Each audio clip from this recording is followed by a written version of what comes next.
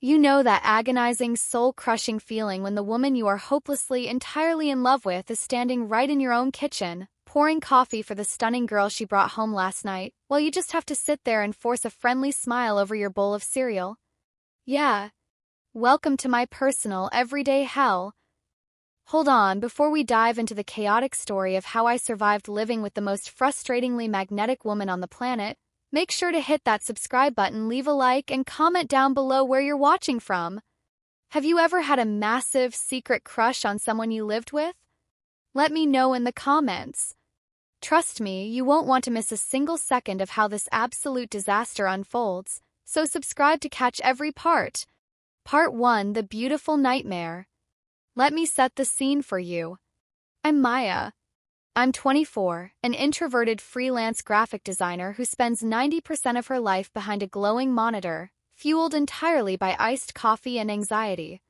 A year ago, I managed to score the apartment of my dreams, a gorgeous, sunlit loft in the heart of the city with exposed brick walls and massive windows.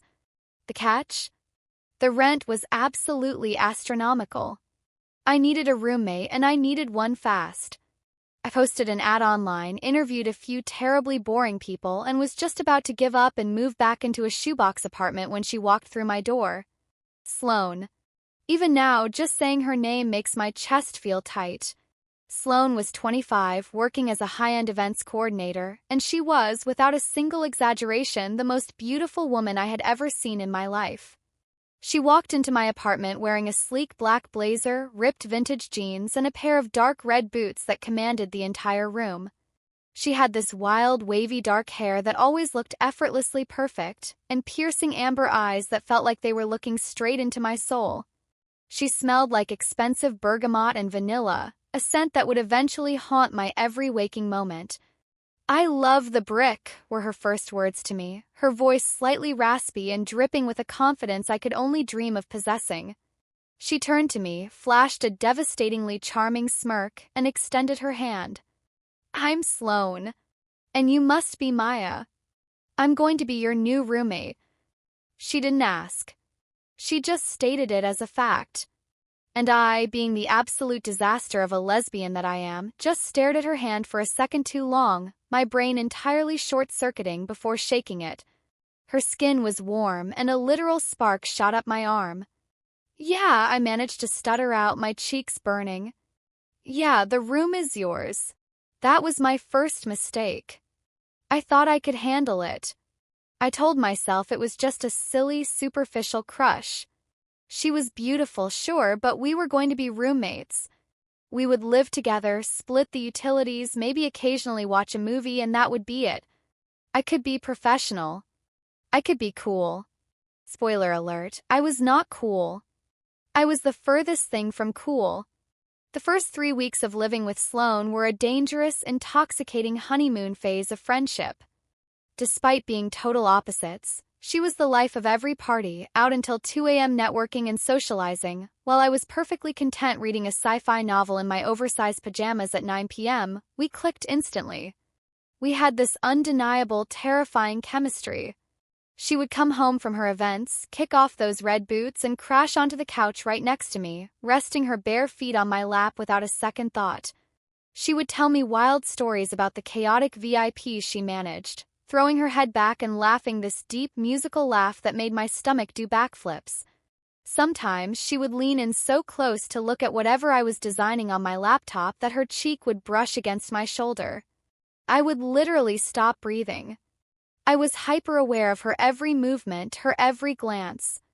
I started memorizing the way she took her coffee, black, 2 sugars, the way she hummed when she was answering emails, the way she looked in the mornings with no makeup, her hair messy and her eyes soft. I was falling, fast and hard, into a bottomless pit of infatuation. And the worst part? She was incredibly sweet to me. If she knew I had a tight deadline, she would quietly leave a fresh pastry and a latte on my desk. If I fell asleep on the couch, I would wake up with a soft blanket draped over me. She made me feel seen. She made me feel special. I started to let myself hope just a little bit that maybe she felt the spark too. Maybe, just maybe, this wasn't entirely one-sided. Then week 4 happened. And the parade of girls began. Because here is the crucial piece of information I failed to mention. Sloane is gay. Very, very gay. And because of her job in the nightlife industry, she was constantly surrounded by the most stunning, glamorous women the city had to offer. It started on a Thursday night. I was in the kitchen making some late-night tea when the front door unlocked. I turned around, expecting to see Sloane kicking off her boots and complaining about her boss. Instead, Sloane walked in with her hand firmly planted on the waist of a breathtakingly tall, blonde woman who looked like she had just stepped off the cover of Vogue. Sloane looked up, her amber eyes widening slightly in surprise. "Oh, hey, Maya. You're still up," she smiled, completely unfazed. "This is Claire." "Claire, this is my roommate, Maya." Claire waved lazily, her eyes already drifting back to Sloane's lips. "Hey. We're just going to head to my room," Sloane said, her voice dropping an octave as she looked at Claire. And then, right in front of me, she guided this gorgeous woman down the hall. A few seconds later, Sloane's bedroom door clicked shut. I stood in the kitchen, completely frozen, the tea bag dripping boiling water onto the counter. Felt like someone had just punched me in the chest. I could hear the faint sound of music turning on in Sloane's room, and then a laugh. A low, breathy laugh. I dumped the tea down the sink, retreated to my own room, and blasted my noise-canceling headphones until the sun came up. That was girl number 1. Over the next few months, our apartment turned into a revolving door of broken dreams and shattered hopes for me. Girl number 2 was an indie musician with a lip ring. Girl number 3 was a fitness instructor who spent 20 minutes in our kitchen stretching and talking about protein before Sloane finally dragged her away. Girl number 4, girl number 5. I started losing track. Over the course of 6 months, I mentally counted 17 different women. 17 beautiful, confident, entirely temporary girls who got to hold the hand of the woman I was secretly in love with. It became a twisted, agonizing routine.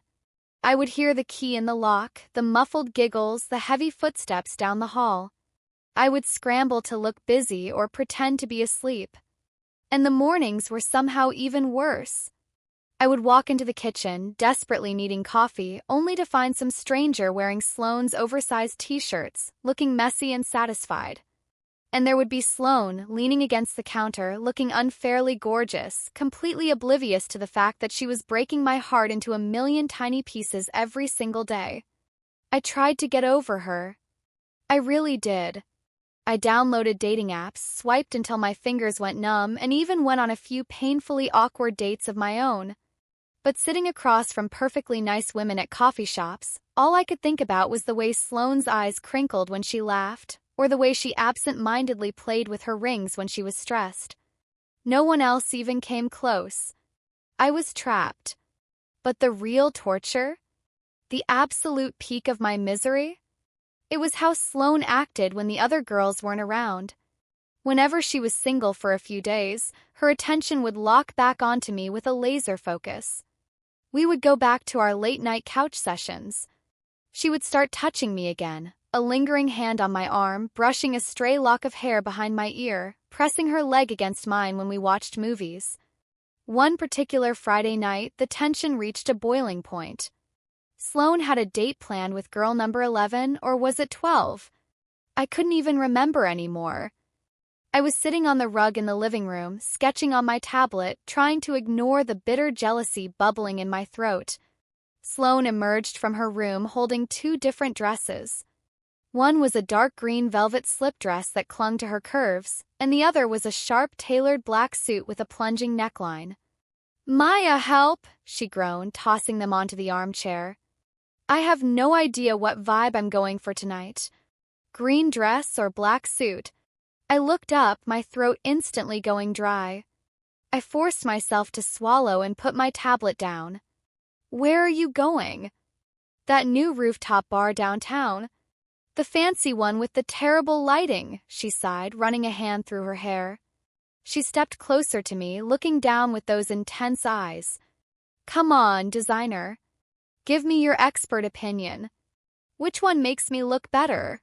Neither. I wanted to scream. "Stay home." Put your sweatpants on and sit next to me." Instead, I took a deep breath, putting on my best, most supportive roommate mask. "The suit," I said quietly. "The suit makes you look powerful. It's a great look on you." Sloane smiled, a slow, dangerous smile that made my pulse race. "The suit it is." She picked it up, but instead of going back to her room, she lingered. She looked down at my tablet, then back up at my face.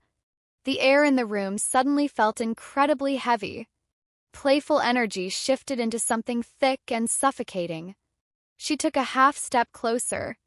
Her boots were inches from my crossed legs. I looked up at her, my heart hammering furiously against my ribs. "You know," Sloane murmured, her voice dropping to that low, raspy tone that usually meant trouble. "You're always so quiet when I go out. You never ask me about my dates." I don't want to pry," I stammered, my voice barely above a whisper. I couldn't break eye contact. Felt like gravity was pulling me towards her. "Maybe I want you to pry," she said softly. She tilted her head, her gaze dropping to my lips for a split second before snapping back up to my eyes. "Maybe I want to know what you think, Maya." Before I could process what was happening, before I could figure out if I was hallucinating this entire moment, her phone buzzed loudly on the coffee table. The spell shattered instantly.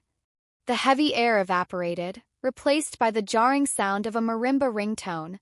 Sloane blinked, shaking her head slightly as if waking from a trance. She grabbed her phone, glancing at the screen. "That's my Uber," she said, her voice completely back to normal. She scooped up the black suit. "Thanks for the fashion advice, Rumi. Don't wait up." And just like that, she was gone, leaving me sitting on the living room rug, my chest heaving, my mind spinning totally out of control. Did she just flirt with me? Or was she just seeking validation before going out to sleep with someone else? I spent the entire night pacing the apartment, overthinking every single syllable she had uttered. I promised myself I would confront her. I promised myself I would build up the courage to tell her how I felt, or at least tell her to stop messing with my head. But I had no idea that the universe had a completely different plan in mind. 'Cause later that same night at 1:30 a.m. the front door unlocked. Sloane was back extremely early. And she wasn't alone. But this time something was horribly, terribly wrong. End of part 1. Part 2. The lock clicked, the heavy oak door swung open, and the silence of the apartment was instantly shattered by the sound of harsh, ragged breathing. I scrambled up from the living room rug, my heart lodging itself in my throat.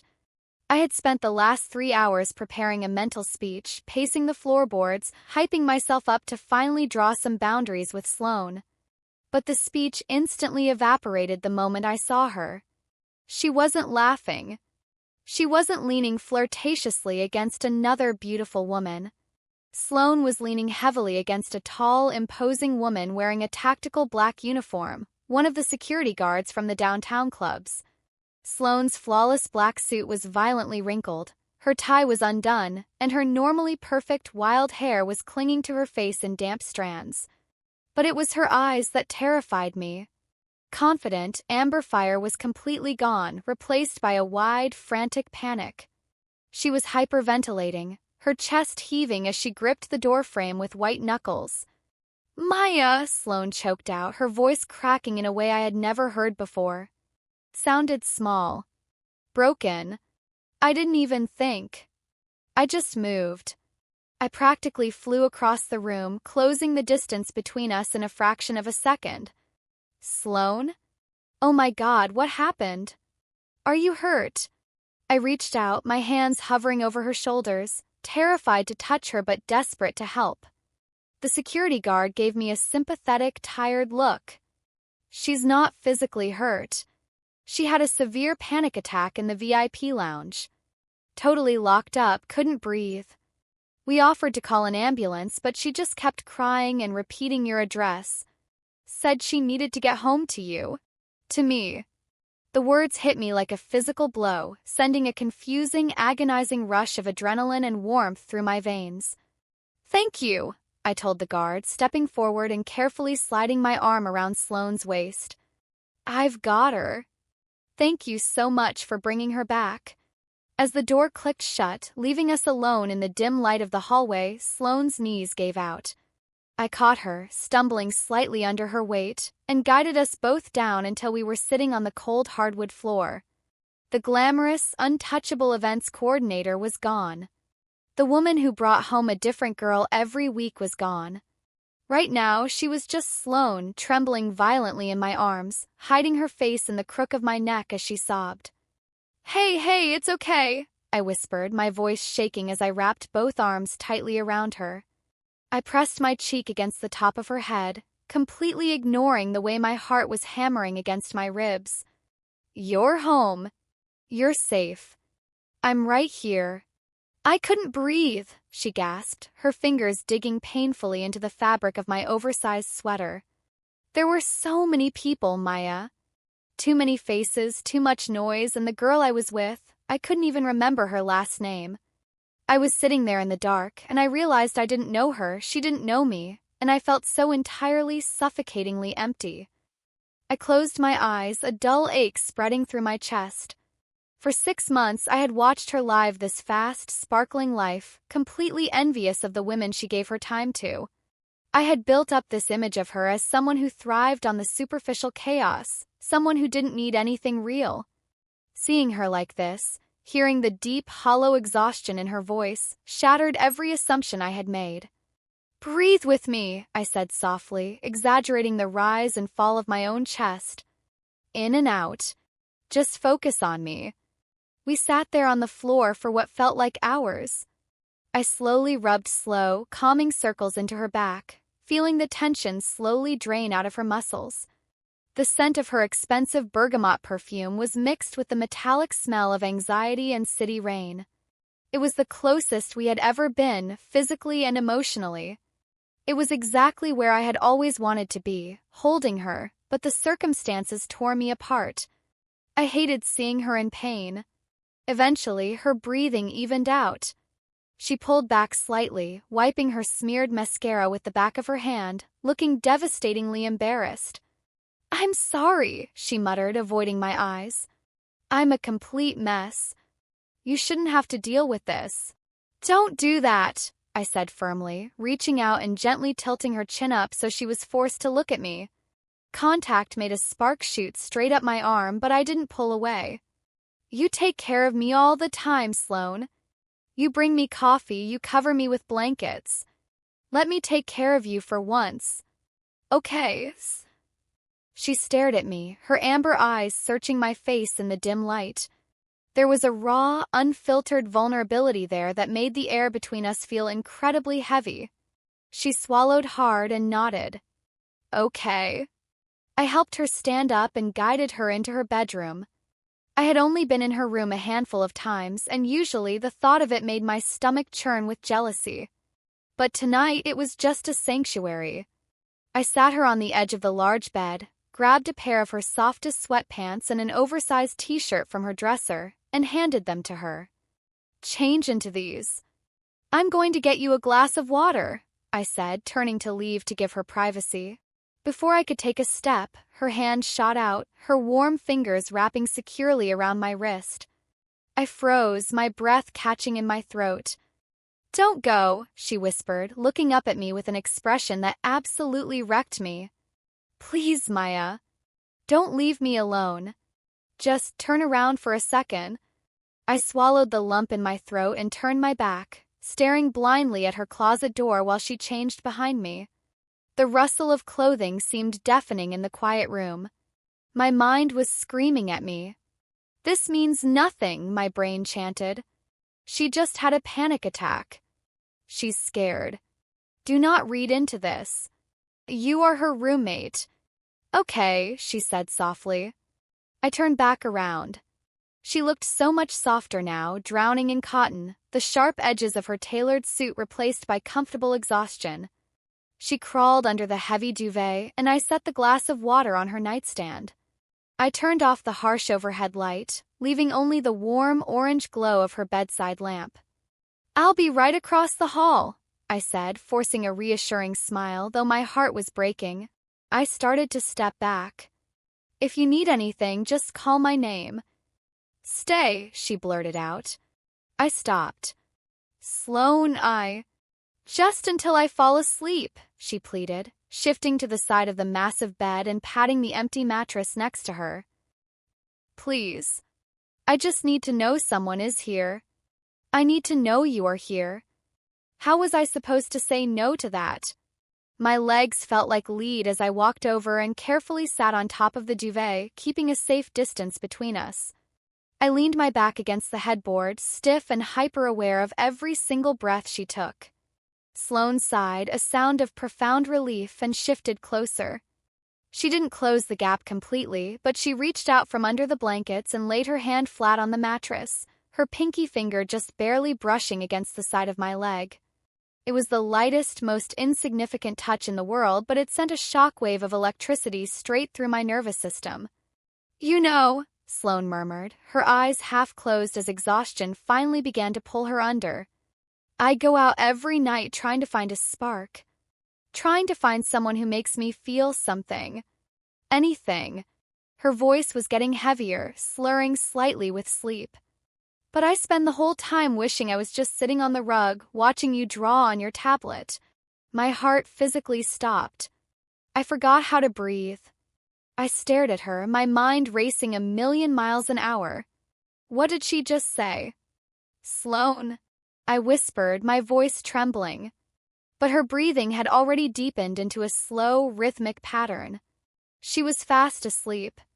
I sat there in the dim orange light for another hour, paralyzed by her words, my mind spiraling into a chaotic frenzy of hope and terror.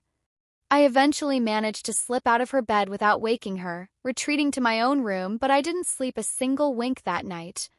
The next morning, the dynamic in the apartment had irrevocably shifted. I walked into the kitchen at 10 a.m., expecting to find Sloane hungover, withdrawn, or perhaps embarrassed by her vulnerability. Instead, the smell of fresh coffee and burning butter filled the air. Sloane was standing at the stove, humming softly to herself. But it wasn't what she was doing that made me freeze in my tracks. It was what she was wearing. She was wearing my hoodie. It was a huge, faded gray university hoodie that I wore almost religiously around the apartment. Completely swallowed her frame, the sleeves pushed up past her elbows. She looked up as I entered, her hair thrown into a messy bun, and gave me a smile that was so incredibly bright and genuine it made my knees weak. Morning, she said, flipping a pancake that was, frankly, a little burnt on the edges. I attempted breakfast. As a thank you. For last night. I stood there, staring at my hoodie on her body. It felt so intimately domestic that my brain short-circuited. You're wearing my clothes. She looked down at the oversized fabric, then back up at me, entirely unapologetic. She stepped closer, invading my personal space just a fraction. I was cold, she said softly, her eyes holding mine. And it smells like you. It's comforting. Do you mind? No, I breathed out, completely helpless against her. No, I don't mind. That entire Saturday was a fever dream. Sloane didn't touch her phone once. Whenever it buzzed with incoming messages, probably from the girls she had abandoned or the people she was supposed to see, she simply ignored it. Instead, she anchored herself to me. We ended up on the couch, watching terrible sci-fi movies just like we used to before the revolving door of women began. But this time, the physical boundary between us was entirely gone.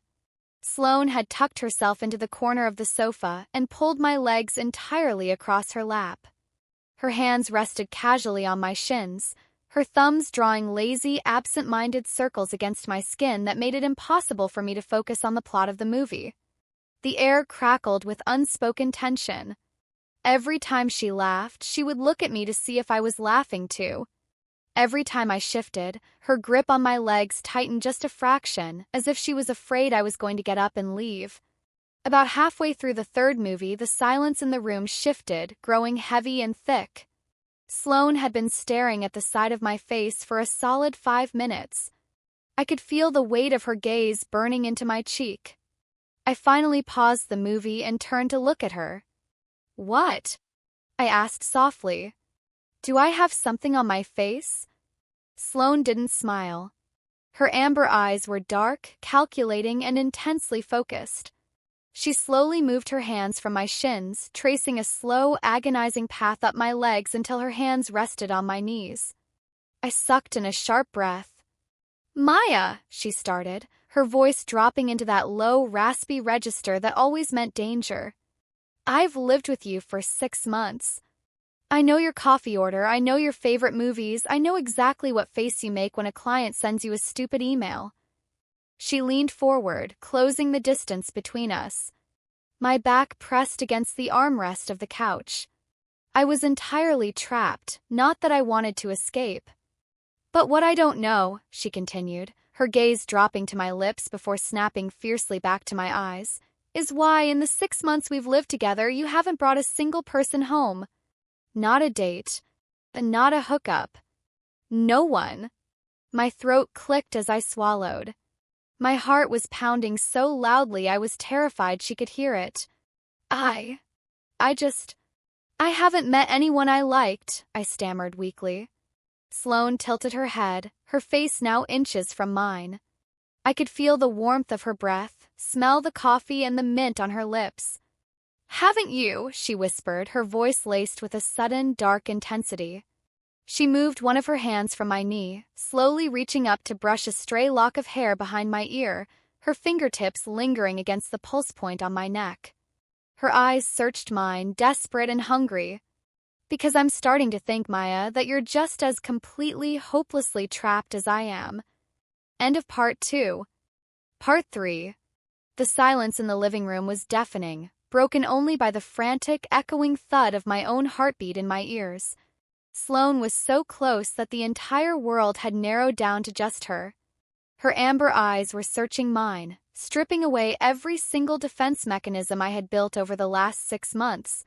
Her fingertips were still resting lightly against the pulse point on my neck, and I knew she could feel how fast my blood was racing. I started, but my voice completely failed me. My brain was a chaotic blur of warning sirens and pure, unadulterated longing.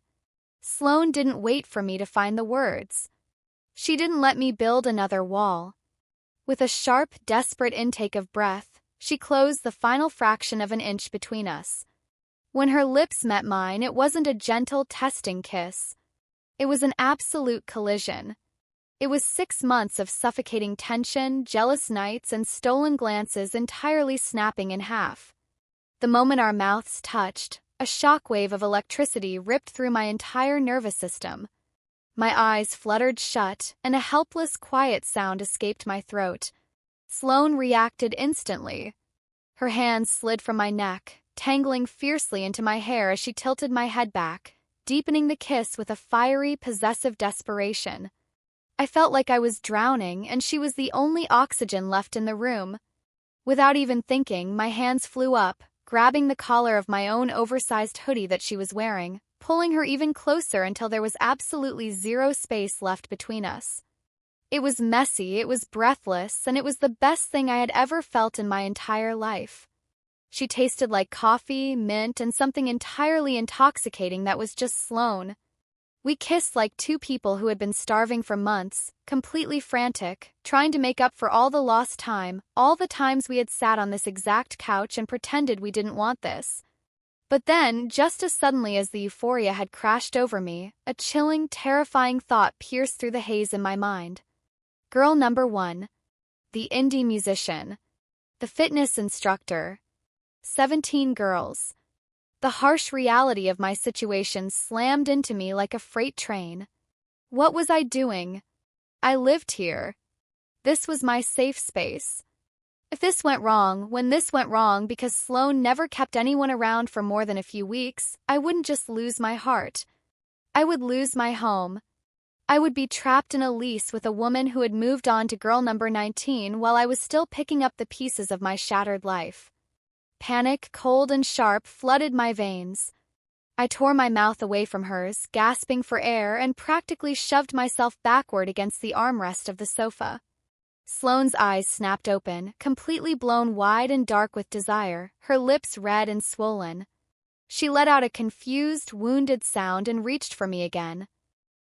Maya. Stop, I choked out, scrambling out from under her legs and standing up so fast the room spun.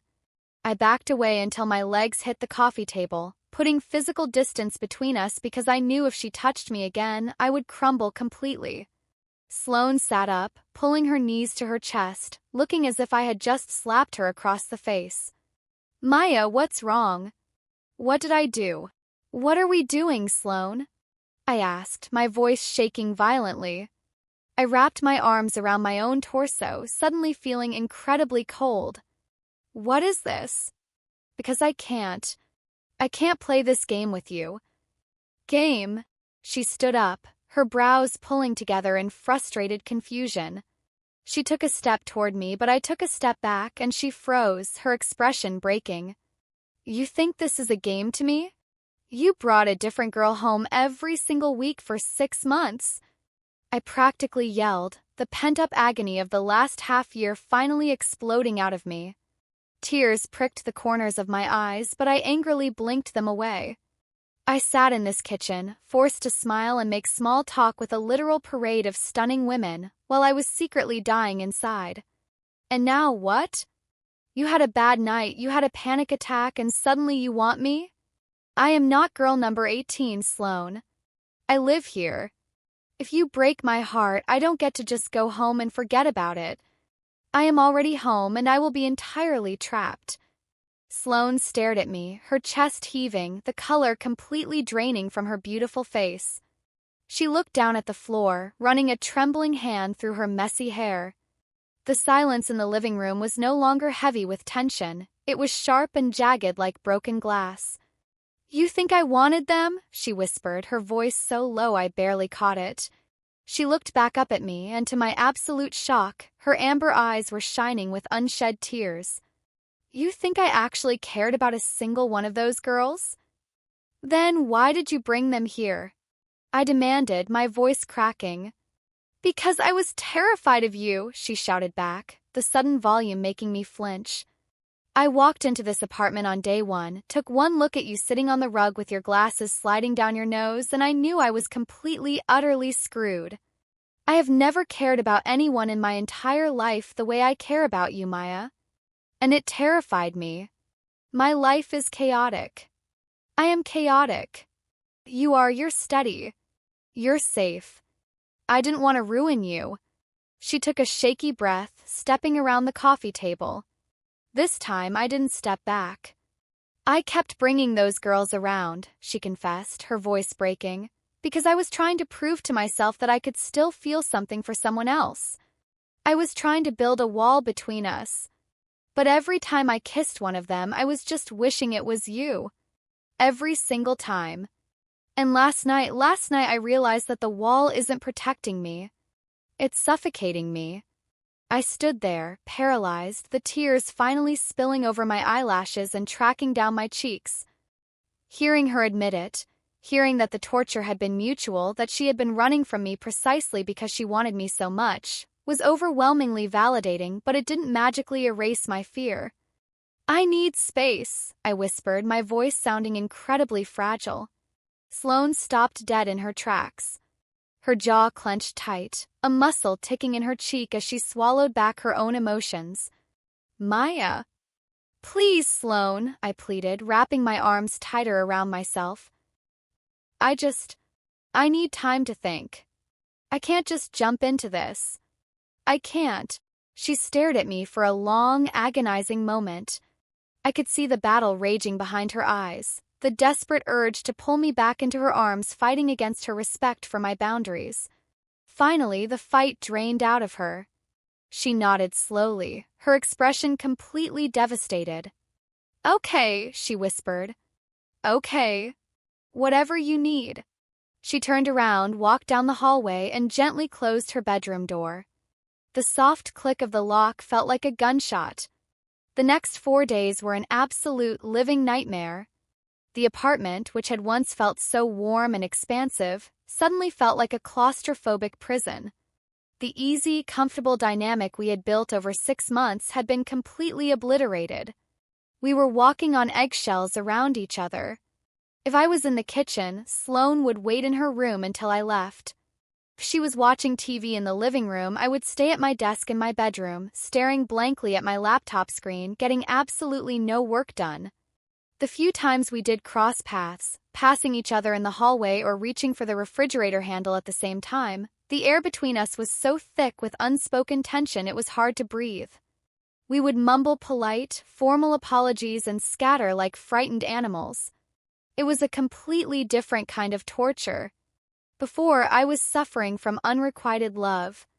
Now, I was suffering from the terrifying reality that the love was mutual, but I was too scared to reach out and take it. Every night, I lay awake in bed, staring at the ceiling, replaying the kiss in my head over and over again. I missed her so much it physically ached. I missed her laugh.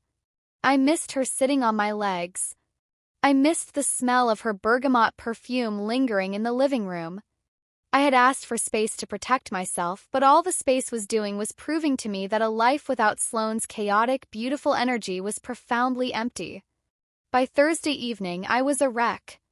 I was sitting at my desk, my hair in a messy bun, wearing the same sweatpants I had worn for 3 days, trying to finish a logo design for a client. There was a soft, hesitant knock on my bedroom door. I froze, my fingers hovering over my keyboard. "Come in," I said, my voice entirely unsteady. The door opened slowly and Sloane stood in the frame. My breath hitched. She wasn't wearing her comfortable apartment clothes. She was dressed for war.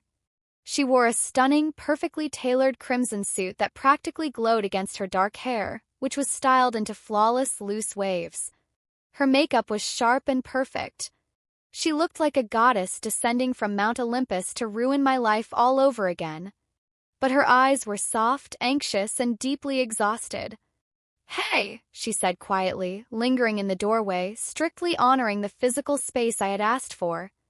"Hey," I breathed out, completely incapable of taking my eyes off her. Wow. You look incredible." A small, sad smile touched her lips. "Thanks. It's for the city art gala tonight. The one I've been coordinating for the last 3 months. It's the biggest event of my career so far." "Right, I remember," I said, mentally kicking myself. I had been so wrapped up in my own emotional crisis that I had completely forgotten about her massive work milestone. "Good luck. You're going to crush it." She didn't move to leave. She gripped the edge of the doorframe, her knuckles turning slightly white. She took a deep, steadying breath, looking at me with a vulnerability that completely shattered my remaining defenses. "Maya," she started, her voice trembling just a fraction. "I know you asked for space. And I swear I am trying so hard to give it to you. But I have to go to this gala, and there are going to be hundreds of people there and photographers and VIPs, and I am absolutely terrified." She paused, swallowing hard, her amber eyes locking onto mine with desperate intensity. "I don't want to do this alone," she whispered. "And I don't want to take anyone else. I only want you. I want my roommate. I want my best friend. And if you'll let me, I want the woman I'm in love with." The words hung in the air, echoing in the quiet of my bedroom. The woman I'm in love with. My heart stopped, restarted, and then began hammering violently against my ribs. "I have an extra VIP pass," she continued, her voice rushing out now, as if she was afraid I would cut her off. "You don't have to hold my hand. You don't have to kiss me. You don't have to be anything more than my friend if you aren't ready. But please, Maya, please come with me." She left the glossy silver VIP lanyard hanging on the doorknob, gave me one last lingering, desperate look, and then turned and walked away. I heard the front door open and then click shut. She was gone. I sat at my desk for a full 5 minutes, staring at the silver lanyard swinging gently against the white wood of my bedroom door. The logical, frightened part of my brain screamed at me to stay home, to lock the door, put on my noise-canceling headphones, and protect my fragile heart. But then I thought about the kiss. I thought about her crying on the floor after her panic attack. I thought about the way she looked in my oversized hoodie, cooking burnt pancakes just to see me smile. I couldn't let her face that massive room alone. I jumped out of my chair, practically tearing my closet open. I didn't own a tailored suit, but I did own a sleek, elegant midnight blue slip dress that I had bought 2 years ago and never had the courage to wear. Tonight was the night for courage. An hour later, I was stepping out of a cab in front of the grand, sprawling modern art museum downtown. The entrance was swarming with people in tuxedos and ball gowns, camera flashes illuminating the night sky. The sheer scale of the event made my stomach twist with anxiety, but I gripped the silver lanyard tightly in my hand, flashing it to the daunting security guards, and pushed through the massive glass doors. The main ballroom was breathtaking, a sea of glittering lights, abstract art installations, and the low hum of wealthy, powerful people networking. I felt entirely out of place, an introverted graphic designer drowning in a sea of sharks. I stood near a massive marble pillar, frantically scanning the crowd. Where was she? And then the crowd parted slightly, and I saw her. Sloane was standing near the main stage, speaking into a headset, pointing and directing a team of caterers with an effortless, commanding authority. She looked powerful, intimidating, and entirely untouchable in that crimson suit. She was in her element, the queen of the chaotic nightlife she had always thrived in. I felt a sudden, crushing wave of insecurity. What was I doing here? She didn't need me. She had the entire room eating out of the palm of her hand. I took a step backward, intending to slip back out the glass doors before she ever saw me. But right at that exact moment, Sloane turned her head. Her gaze swept across the massive ballroom, moving past millionaires and celebrities without a second glance, until her eyes locked dead onto mine across the crowded floor. Time completely froze. Chaos of the room faded into absolute silence. The headset slipped from Sloane's fingers, dangling forgotten against her chest. Her lips parted in shock, her amber eyes widening as she took in the sight of me in the midnight blue dress. And then, right in the middle of the most important event of her career, surrounded by hundreds of the most important people in the city, Sloane broke into the most radiant, devastating, overwhelmingly relieved smile I had ever seen. She didn't hesitate. She started walking straight toward me. End of Part 3. Part 4. Crowd of billionaires, socialites, and avant-garde artists might as well have been made of vapor. As Sloane walked toward me, the cacophony of clinking champagne flutes, string quartets, and pretentious networking faded into absolute ringing silence. I couldn't hear anything except the frantic, erratic thudding of my own pulse in my ears. She moved with an effortless, commanding grace, dodging servers and VIPs without ever breaking eye contact with me. Closer she got, the more the sharp, intimidating professional mask she wore for the world seemed to melt away, revealing the soft, vulnerable woman who had worn my oversized hoodie while making burnt pancakes. When she finally reached me, stopping mere inches away, the air between us practically hummed with electricity. Close, in the glittering light of the ballroom chandeliers, she was devastatingly beautiful. Her crimson suit was immaculate, but her breathing was shallow, betraying the calm exterior she was trying to project. "You came," she breathed out, her voice barely above a whisper. It wasn't a question. It was a statement of profound, overwhelming relief. "I couldn't let you face the wolves by yourself," I replied, managing a small, trembling smile. My hands were shaking so badly I had to grip my small clutch with white knuckles just to hide it. Sloane's amber eyes slowly drifted down from my face, taking in the midnight blue slip dress. The fabric clung to my frame, a stark contrast to the baggy sweaters and sweatpants she was so used to seeing me in. I watched the muscle in her jaw flex. When her gaze finally met mine again, there was a dark, possessive heat in her eyes that made my knees genuinely weak. "Maya," she whispered, her voice dropping into that raspy register that completely short-circuited my brain. You look absolutely breathtaking. I don't think my heart was prepared for this." A furious blush exploded across my cheeks. Before I could formulate a coherent response, she reached out. Her hand was warm, her long fingers gently wrapping around my waist, pulling me just a fraction closer. It was a subtle, protective gesture meant only for us, but it sent a shockwave of heat straight through my dress. "Thank you for being here," she murmured, leaning in so close that her lips brushed the shell of my ear.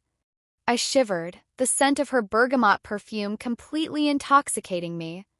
"I was suffocating in this room until the second I saw you." "Sloane, we have a crisis at the North Bar." The harsh, panicked voice squawked from the headset dangling around Sloane's neck, instantly shattering our private bubble. Sloane squeezed her eyes shut, letting out a frustrated, heavy sigh. The real world was demanding its event coordinator back. She pulled back, looking at me with intense apology. "I have to fix this. It's the mayor's table. Will you be okay here for 10 minutes? I promise, 10 minutes, and then I am stealing you away from this crowd." "Go," I urged softly, gently pushing her shoulder. "I'll be right here. Go save your gala." She gave my waist one last, lingering squeeze before turning and vanishing back into the sea of silk and velvet. Left alone, the reality of the room crashed back over me. I snagged a glass of champagne from a passing waiter and pressed myself back against the marble pillar, suddenly feeling incredibly small again. I took a slow sip, letting the bubbles burn down my throat, trying to calm my racing mind. I was here. I had crossed the line. There was no going back to being just roommates now. Well. I have to say, I'm surprised she brought the roommate. The voice was smooth, cultured, and dripping with condescension. I turned my head. Standing next to me was a stunningly tall woman with sleek, platinum blonde hair, wearing a silver sequined gown that probably cost more than my entire apartment's yearly rent. She was holding a martini glass, looking me up and down with an expression of mild, amused pity. Took my brain a second to place her. The height, the hair, the intimidating aura. Girl number one. The very first woman Sloane had brought home to our apartment, way back at the beginning of my 6-month torture. Claire. My stomach plummeted, the champagne suddenly turning to acid in my throat. "Claire, right?" I managed to say, forcing my voice to remain steady despite the sudden spike of adrenaline in my veins. "Good memory," Claire purred, taking a delicate sip of her drink. Her eyes tracked across the room, landing on where Sloane was currently aggressively pointing at a bartender. "She looks fantastic tonight. Though she always did look best in red. Have you seen her in the velvet corset yet? Highly recommend." Comment was a deliberate surgical strike, designed to remind me exactly of her history with Sloane. It worked. Cold spike of jealousy and insecurity drove itself straight into my chest. This was exactly what I had been terrified of. This was the world Sloane lived in, a world populated by flawless, glamorous women who had shared her bed. "I'm sorry, is there something you wanted?" I asked, my tone dropping its polite facade. Claire turned her attention back to me, her perfectly manicured eyebrows raising in mock surprise. "Just making conversation, darling. It's just fascinating to see you here. Sloane usually keeps her home life and her play life very strictly separated. You must be the flavor of the month." "I'm her plus one," I said tightly, my grip on the champagne flute turning white. Claire let out a soft, breathy laugh that grated against my nerves. "Right. Well, a word of advice from someone who has been exactly where you are standing right now? Don't fall in love with her." She stepped closer, the smell of expensive vodka and heavy floral perfume invading my space. The amusement left her eyes, replaced by a cold, hard warning. "Sloane is intoxicating," Claire said quietly. "She makes you feel like you are the center of the universe. She'll look at you with those eyes, and she'll touch you like your glass, and you will think you are the one who finally tamed her. But she doesn't know how to stay, Maya. The second things get real, the second she feels tied down, she panics. She'll get bored, she'll pull away, and she will break your heart without even realizing she's doing it. She's a beautifully wrapped disaster." Every single word she spoke echoed the exact, terrified thoughts that had kept me awake for the last 4 nights. The walls I had so bravely lowered an hour ago instantly slammed back up. I felt physically sick. My breath grew shallow, the glittering lights of the ballroom suddenly feeling blinding and aggressive. I was about to turn around and run, to find the nearest exit, get in a cab, and go back to the safety of my bedroom, when a hand, warm and incredibly firm, wrapped around mine. "Claire!" Sloane's voice was like a whip cracking through the air. It wasn't the raspy, flirtatious tone, nor the panicked, vulnerable one. It was pure, icy steel. I looked up. Sloane had materialized beside me. Her jaw was locked so tightly I thought it might shatter, and her amber eyes were blazing with a fury I had never seen before. She didn't look at me. She was glaring dead at Claire, positioning herself slightly in front of me, completely shielding my body with hers. Claire's smug smile faltered for a fraction of a second before returning. "Sloane, darling. I was just keeping your lovely roommate company." "Walk away," Sloane commanded, her voice dropping terrifyingly low. "We were just talking about—" "I don't care what you were talking about," Sloane interrupted, stepping forward, forcing Claire to take a physical step back. The air around them was practically dropping in temperature. "Do not speak to her again. Do not look at her. If you ever come near Maya again, I will have security physically throw you out onto the pavement. Am I completely understood?"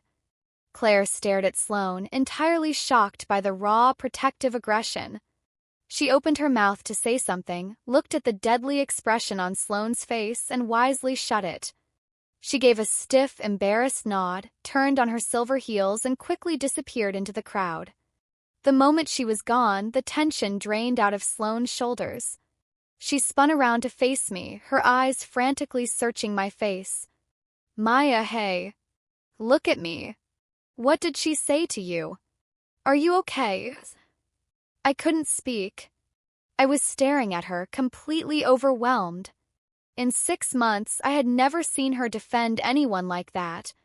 She had looked ready to start a physical fight in the middle of a black tie gala, all for me. Seeing my pale face and trembling hands, Sloane didn't wait for an answer. She reached up, took the headset off her ear, and completely snapped the wire in half. She tossed the broken plastic onto a passing waiter's tray. "What are you doing?" I gasped. "Your job." "My job is done," she said fiercely. She grabbed my hand, interlacing her fingers tightly with mine. "I'm taking you out of here." She didn't lead me toward the exit. Instead, she pulled me through a maze of back hallways past staff-only signs until we reached a heavy, unmarked set of double doors. She pushed them open, pulling me inside, and the heavy doors clicked shut behind us, instantly cutting off the noise of the gala. We were in one of the museum's unfinished exhibit rooms. It was vast, quiet, and completely empty. The only light came from the massive floor-to-ceiling windows that overlooked the glittering city skyline, casting the room in a soft, silver, cinematic glow. Sloane let go of my hand, pacing a few steps away, running both hands through her perfectly styled hair, ruining it entirely. She looked furiously agitated. "I am so sorry," she began, turning back to me, her voice shaking. "I should never have left you alone. I know exactly what she said to you. She told you I'm a player. She told you I'm going to get bored and break your heart." I stood there in the silver light, clutching my purse against my chest. "Is she wrong?" I whispered. Question tasted like ash in my mouth. "Are you going to get bored, Sloane? Because I can't survive it if you do." Sloane stopped pacing. She looked at me, the physical distance between us feeling like a chasm. "Maya," she said, her voice breaking completely. "The reason I didn't stay with Claire or any of the other 16 girls I brought to that apartment is because they weren't you." She closed the distance between us in 3 long strides. She didn't touch me, hovering just inches away, letting the absolute sincerity in her eyes do the talking. "They were distractions," she confessed, her amber eyes shining with raw, unfiltered emotion. "I was drowning in how much I loved you, and I was so terrified of ruining our friendship that I tried to force myself to want other people. But none of them made me feel safe. None of them made me feel like I was finally home. Only you do that." She reached out, her hands slowly, hesitantly coming to rest on my waist. When I didn't pull away, she stepped closer, pressing her forehead gently against mine. We were sharing the same breath in the quiet, echoing room. "I am not going to get bored," she whispered fiercely, as if making a sacred vow to the universe. "I am terrified, Maya. I am so scared of messing this up because you are the most important thing in my entire life. But I promise you, I am not going anywhere. I am yours. If you'll have me, I am completely, entirely yours." All the fear, all the anxiety, all the toxic words Claire had poured into my ear completely dissolved. The last remaining brick of the wall I had built around my heart crumbled into dust. I let my clutch drop to the floor. It landed with a soft thud that echoed in the vast room. I brought my hands up, sliding them up the sleek lapels of her crimson suit, finally wrapping my arms securely around her neck. "Then prove it," I whispered against her lips. Sloane let out a ragged, desperate breath. Her arms tightened around my waist like a vice, lifting me slightly onto my toes, and she kissed me. It wasn't like the frantic, panicked collision on the couch 4 days ago.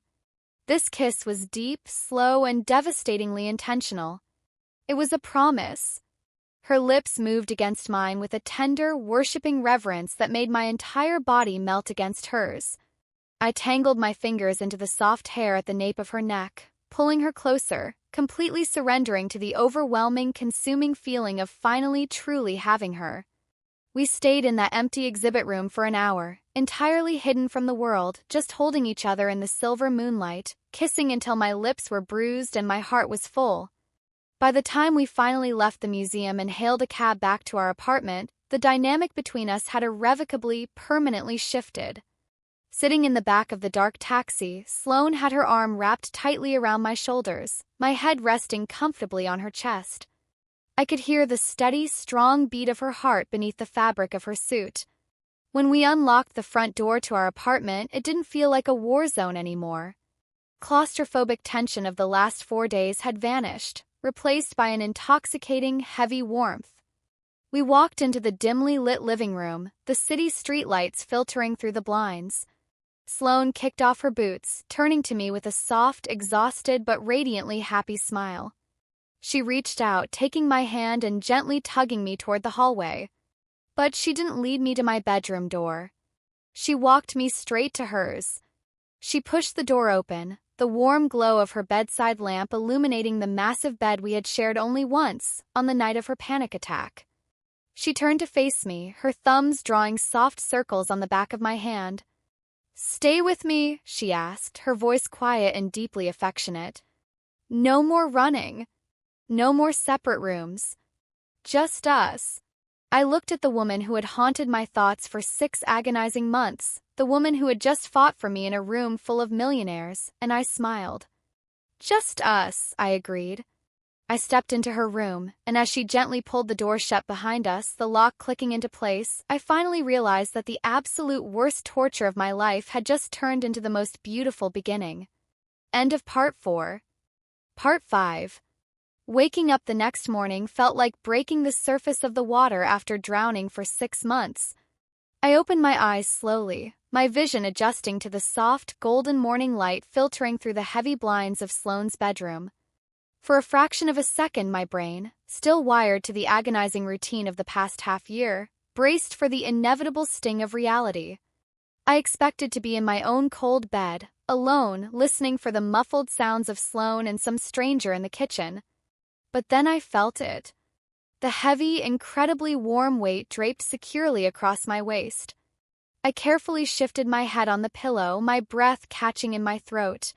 Sloane was fast asleep, her face buried in the crook of my neck. Her wild, dark hair was an absolute mess, scattered across the white pillowcases and tickling my jaw.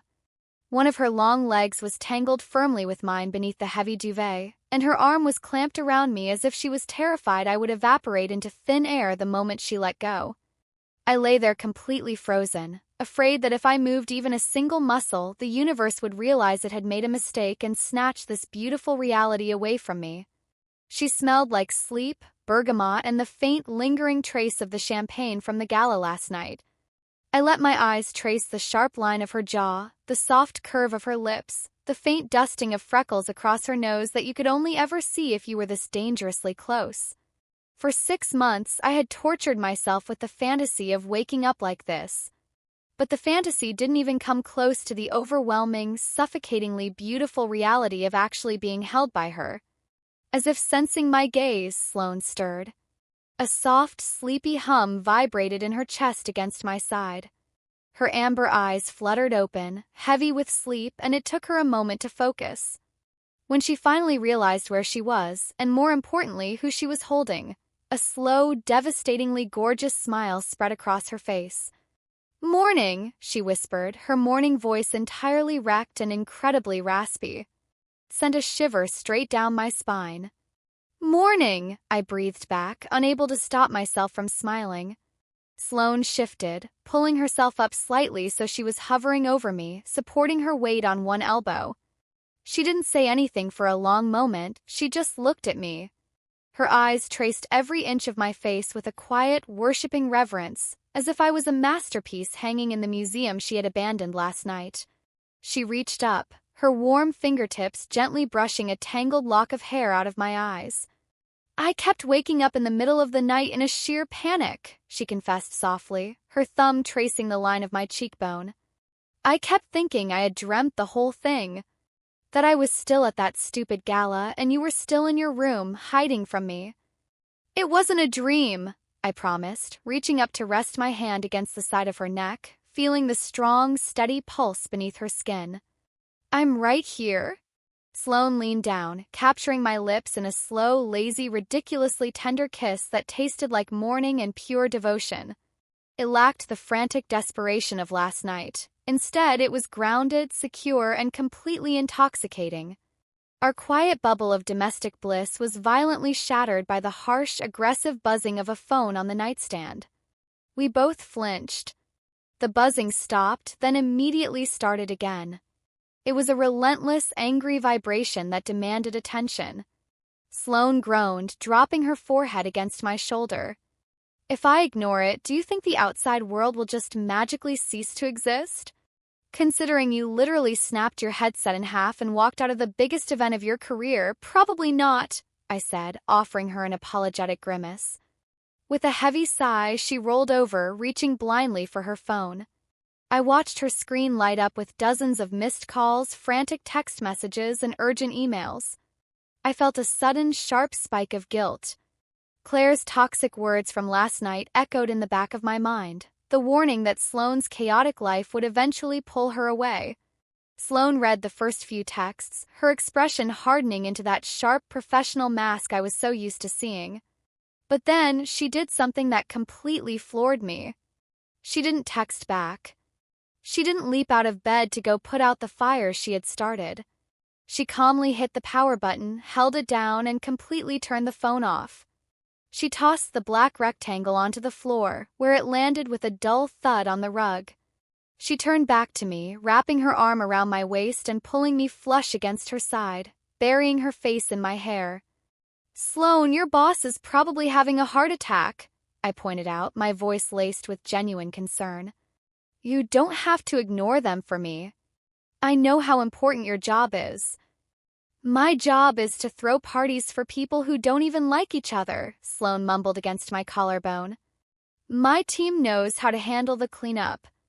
I'm not letting anything ruin this morning.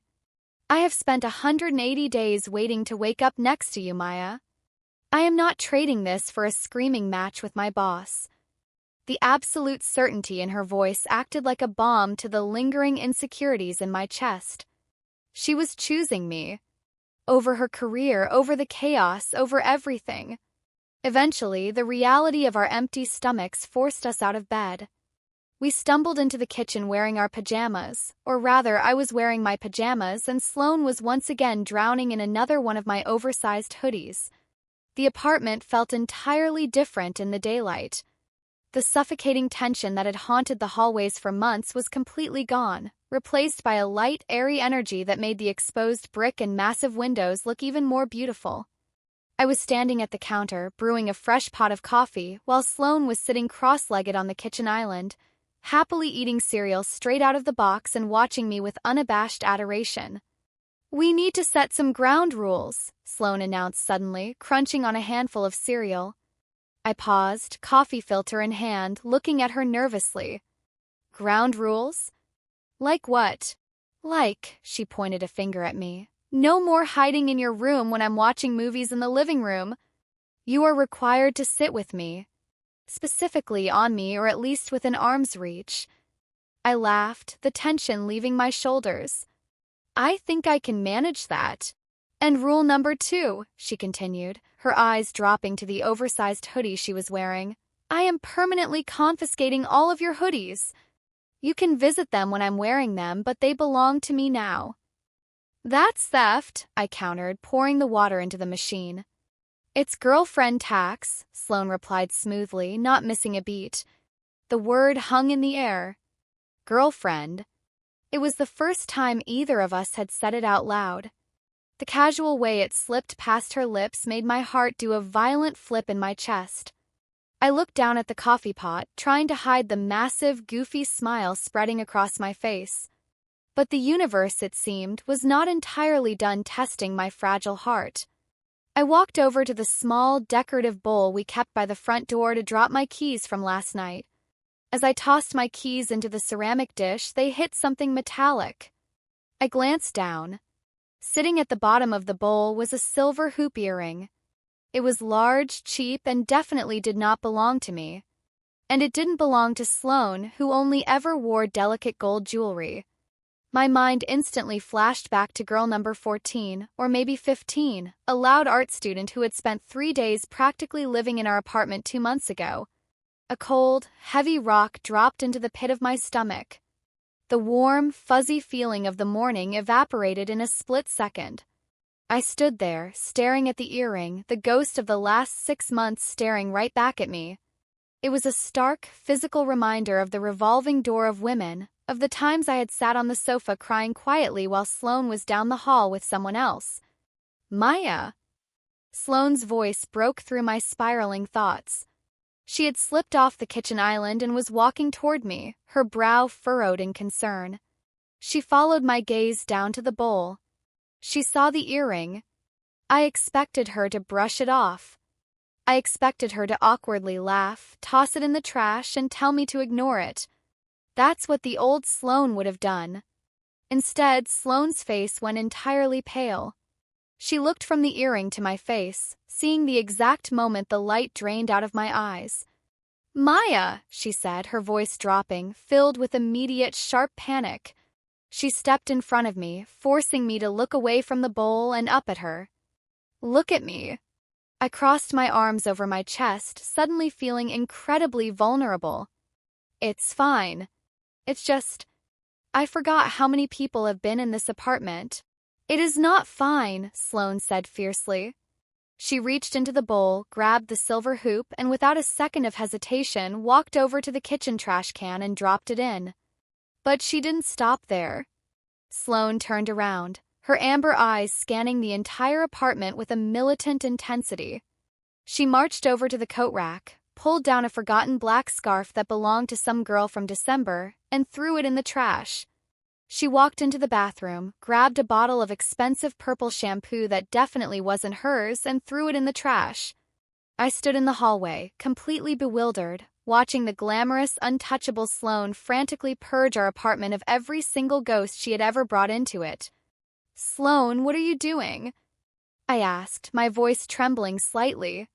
She emerged from the living room, holding a stray lip gloss and a hair tie, dumping them unceremoniously into the garbage. She slammed the lid shut and turned to face me, her chest heaving. "I am completely erasing them," she said, her voice raw and laced with absolute determination. She walked over to me, gently taking my crossed arms and unspooling them, replacing my defensive posture by sliding her arms around my waist. "I know I put you through hell," she whispered, looking down at me with an agonizing amount of regret in her eyes. "I know I gave you 100 reasons to doubt me, and I know that one good night doesn't magically erase 6 months of me being an absolute idiot. But Maya, I need you to understand that this apartment is ours. Just ours. She pressed her forehead against mine, her thumbs stroking the sides of my waist. There are no other girls. There is no one else. There never actually was anyone else, not in my head and not in my heart. It was always you. I am going to spend every single day proving to you that you are the only one I want. Tears I had been fighting back finally spilled over, tracking down my cheeks. I let out a shaky breath and buried my face in her chest, wrapping my arms tightly around her waist. She held me so fiercely I could feel the desperate thudding of her heart against my cheek. "Okay," I whispered into the fabric of my hoodie. "Okay. I believe you." We stood there in the hallway for a long time, the ghosts of the past completely exorcised, leaving only the reality of us. Later that afternoon, we were back on the couch, my legs draped over hers, eating takeout Chinese food while a random documentary played ignored on the television. The heavy emotional weight of the morning had settled into a comfortable, secure peace. Sloane had been quiet for the last 10 minutes, her thumb tracing absent-minded patterns on my ankle. I looked over at her, finding her staring thoughtfully down the hallway, looking specifically at the closed door of my bedroom. "What are you thinking about?" I asked, popping a dumpling into my mouth. Sloane turned her head, her amber eyes dark and serious.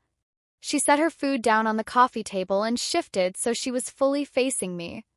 "I was thinking," she started, her voice surprisingly hesitant, "about how entirely stupid it is that we are paying rent for a 2-bedroom apartment when I have absolutely zero intention of ever letting you sleep in a separate bed from me again."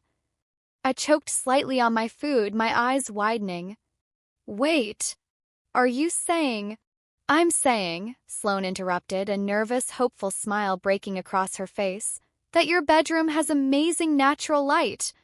It would make a spectacular freelance graphic design office. We could move your bed out today. Move your clothes into my closet. Make it official." My brain practically short-circuited. "Sloane, we've officially been a couple for exactly 14 hours. Are you seriously suggesting we U-Haul on day one?" "Maya, we've lived together for 6 months," she laughed, leaning forward and resting her hands on my knees. "We already survived the hardest part.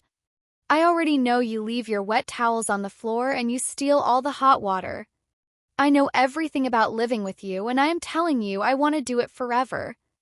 She paused, her expression softening into pure, unadulterated love. "Move into my room," she whispered, her eyes pleading with me. "Let me wake up next to you every single day." I looked down the hallway at my closed bedroom door. The room I had cried in, the room I had hidden in, the room that represented all my fear and isolation. And then I looked back at Sloane, who was offering me everything I had ever wanted on a silver platter. I didn't even have to think about it. "Okay," I smiled, leaning in to kiss her. "Let's move my bed." End of Part 5. Part 6. Dismantling a bed with the woman you have been secretly, agonizingly in love with for half a year is, shockingly, one of the most intimate things two human beings can do. We spent the entire rest of that Sunday turning our apartment completely upside down. The heavy, melancholic atmosphere that used to live in the corners of my bedroom was entirely swept away, replaced by loud pop music playing from a Bluetooth speaker and the sound of Sloane's breathless laughter. Taking apart my bed frame became less of a chore and more of an excuse for her to tackle me onto the mattress. We were supposed to be unscrewing the wooden slats, but somehow I ended up pinned beneath her, my hands tangled in her dark hair while we kissed until we were both dizzy. Every time our eyes met over a disassembled piece of furniture, there was this electric, unspoken awe between us. We were actually doing this. There was no hesitation, no taking steps back. We were entirely, fearlessly jumping off the cliff together. By the time the sun set, painting the exposed brick walls of our living room in shades of deep orange and violet, my old bedroom was completely transformed. The bed was gone, donated to a neighbor down the hall.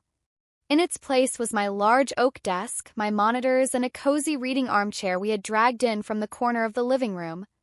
It was no longer a place to hide, it was just a place to work. The real transformation, however, was happening down the hall. Moving my clothes into Sloane's massive walk-in closet felt like crossing a sacred boundary. I watched her push her expensive silk blouses and tailored blazers to one side, making a substantial permanent physical space for my oversized sweaters, flannel shirts, and faded graphic tees. The visual contrast of our wardrobes hanging side by side was almost comical, the glamorous event coordinator and the cozy graphic designer, but it was undeniably beautiful. "See," Sloane said, stepping back and wrapping her arms tightly around my waist from behind, resting her chin on my shoulder. We stared at the half-silk, half-flannel closet. Perfect harmony. Though I give it 3 days before my blazers are entirely covered in dog hair from that one sweater you refused to throw away. "That sweater is vintage," I defended, leaning back against her warm chest, completely exhausted but happier than I had ever been in my entire life. "That sweater is a biohazard," she kissed the side of my neck, sending a familiar, thrilling shiver down my spine. "But I love you, so I'll allow it." I froze. The words had slipped out of her mouth so casually, so naturally, mixed in with a joke about my terrible laundry habits. It wasn't a grand, dramatic declaration in the rain. It was quiet. It was domestic. It was real. I turned around in her arms, my heart suddenly hammering a frantic rhythm against my ribs. I looked up into her amber eyes, which had suddenly gone slightly wide as her brain caught up with what her mouth had just said. A faint, rare blush crept up her neck. I meant it," she whispered, her usual unwavering confidence faltering for just a second. She searched my face, suddenly looking incredibly vulnerable. "I know we haven't said it yet, formally. I know it's fast. But Maya, I love you. I have loved you since the day you dropped a mug of coffee in the kitchen and immediately started apologizing to the mug." Tears, hot and immediate, pricked the corners of my eyes. I reached up, cupping her face in my hands, feeling the heat of her skin. "I love you too," I breathed out, the words feeling like a physical weight being lifted off my chest. "I have loved you through every single terrible date you brought home. I have loved you for 6 months. Sloane let out a ragged breath, pulling me against her so tightly my feet almost left the floor, and kissed me with a desperate, overwhelming passion that promised she was never going to let me go. But as Monday morning dawned, the honeymoon bubble we had meticulously constructed inside our apartment was aggressively punctured by the reality of the outside world. At 8 a.m., Sloane finally turned her phone back on. We were sitting at the kitchen island, drinking coffee. The moment the black screen lit up, it began a terrifying, synchronized dance of vibrating, pinging, and flashing. It went on for a solid 2 minutes. Dozens of missed calls, hundreds of texts, and a slew of frantic voicemails from her team and her boss, Marcus. I watched the muscles in Sloane's jaw tighten. The soft, domestic woman who had just confessed her love to me in a closet slowly retreated, replaced by the sharp, intimidating professional who commanded rooms full of millionaires. It was like watching armor slide into place. She took a deep breath, gave me an apologetic look, and pressed the phone to her ear to check her voicemails. "Sloane, it's Marcus," the voice echoing from the tiny speaker was loud, aggressive, and dripping with corporate fury. "You walked out. You literally broke your comms headset and walked out of the mayor's gala. I don't care if the building was on fire, you do not abandon a $100,000 event. You are in my office at 9 a.m. sharp or you don't have a job." My stomach plummeted. The guilt that had been quietly lingering in the back of my mind instantly flared up. She had risked her entire career for me. She had walked out on her life's biggest project because I couldn't handle a 2-minute conversation with her ex. "Sloane, I am so sorry," I started, my voice trembling. "Your job—" "Hey," Sloane interrupted instantly, dropping the phone onto the counter and grabbing both of my hands. Her amber eyes locked onto mine, fierce and unyielding. "Do not apologize. I made my choice. Marcus is a tyrant who thinks he owns my soul because he signs my paychecks. I am going to go to the office, I am going to fix this, and I am going to come back home to you. Do you understand?" I nodded slowly, though the knot in my stomach remained tightly coiled. "Are you going to be fired?" Sloane let out a dark, confident laugh that completely surprised me. She stood up, smoothing down the front of her sleek black trousers. Maya, I am the best coordinator Marcus has ever had. He's not going to fire me. He's just going to yell until his face turns purple. I can handle Marcus. She leaned down, kissing me firmly on the forehead. I love you. Have a good day at work. I'll text you when I survive the dragon's lair.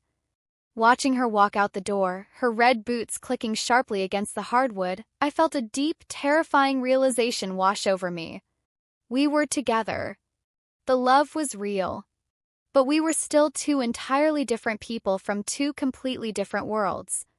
And eventually, those worlds were going to have to violently collide. That collision happened exactly 4 days later on Friday night. Sloane had not been fired. In fact, after 3 days of grueling 12-hour shifts to do damage control for the gala, Marcus had actually admitted she was indispensable. The event had been a massive success in the press, despite her dramatic early exit. To celebrate, Marcus was hosting a highly exclusive after-party at one of the city's most elite underground clubs. It was mandatory for Sloane to be there. And this time, she absolutely refused to let me stay home. You are my girlfriend, she had told me Thursday night, lying in our bed, tracing the outline of my collarbone. I am done keeping my life compartmentalized. I want my world to know who has my heart. So you are coming with me, and you are going to let me show you off. Which is how I found myself standing outside a velvet rope at 11 p.m. on a Friday, wearing a sharp, tailored black blazer that Sloane had specifically picked out for me, feeling entirely like an imposter. Club was a sensory overload. The bass from the sound system rattled my teeth. Neon purple and red lights sliced through the thick artificial fog. The room was packed with minor celebrities, wealthy socialites, and the sharpest, most intimidating people in the city's nightlife scene. Sloane, wearing a stunning, plunging emerald top and leather pants, was completely in her element. But this time, she didn't leave my side for a single second. Her hand was firmly interlocked with mine, her thumb reassuringly stroking the back of my knuckles as she guided us through the massive crowd. Every few feet, someone would stop her. Sloane. Darling, phenomenal job on the gala. Sloane, my God, where did you run off to on Saturday? Every single time, Sloane would smile her sharp, charming smile, thank them, and immediately pull me forward, wrapping her arms securely around my waist. Thank you, she would say, her voice raising to be heard over the pounding music. I want you to meet Maya, my girlfriend. The reactions were always the same. A moment of surprise, a rapid visual assessment of my entirely unglamorous, slightly terrified expression, and then a polite, tight smile. I could see the confusion in their eyes. The notorious, chaotic Sloane, the woman who broke hearts for a living, had settled down with the quiet, awkward graphic designer who looked like she would rather be reading a book. It was exhausting. By midnight, my social battery was completely drained. The flashing lights were giving me a migraine, and the constant feeling of being judged was making my chest tight. Hey, Sloane murmured, leaning close to my ear, her breath warm against my skin. You're getting that look. The I want to be in my sweatpants look. Do you need a minute? Just a little overwhelmed, I admitted honestly, gripping her hand tighter. Let's go to the VIP lounge. It's quieter. Marcus is back there and we have to say hello anyway, then I promise we can go home, she said, kissing my cheek. We navigated to the back of the club, passing through heavy velvet curtains guarded by enormous bouncers who nodded respectfully at Sloane. The VIP room was indeed quieter, heavily soundproofed and decorated in plush, dark red velvet.